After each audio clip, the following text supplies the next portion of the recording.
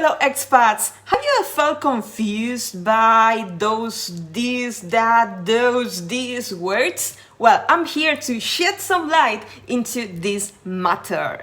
So, these words are pronouns that tell us some information about the objects that we want to mention. So, if the object is just one and this is near, we're going to use these.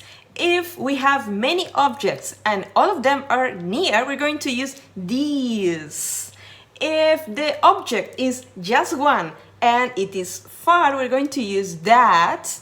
And if the objects are many and they are far, we're going to use those. So good that you know, because now you will never have a doubt about this ever again. If you like this video, please like, share, and follow. See you soon. Bye bye.